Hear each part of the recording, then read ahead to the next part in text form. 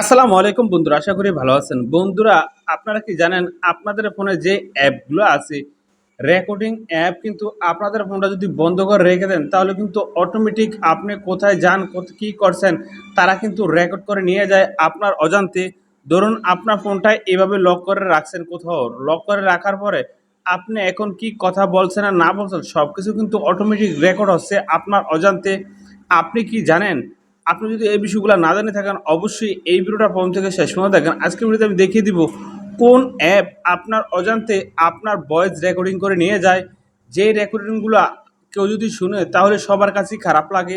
তো আপনি কি এটা বন্ধ করতে চান? যদি বন্ধ করতে চান অবশ্যই আপনি কি করবেন, আপনার ফোনের সেটিংসে আসবেন।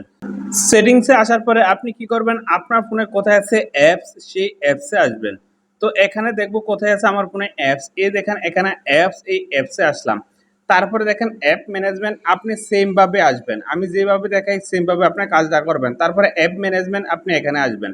তারপরে আপনি এখানে এখানে লিখবেন রেকর্ডিং। রেকর্ডিং নামে যে অ্যাপটা থাকবে সেই অ্যাপটি আপনি এখানে দিয়ে দিবেন।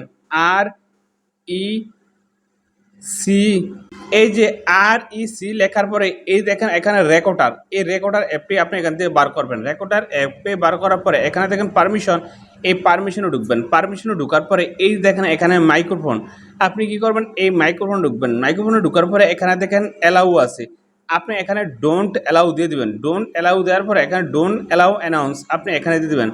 এরপর থেকে আপনার ফোনে মাইক্রোফোনে কিন্তু আপনার কোনো কথাবার্তা রেকর্ড করতে পারবে না আপনার অজান্তে। এতে করে কিন্তু আপনার কোনো ক্ষতি হবে না। তো বন্ধুরা, আজকে ভিডিও এই পর্যন্ত, দেখা হবে নেক্সট ভিডিওতে।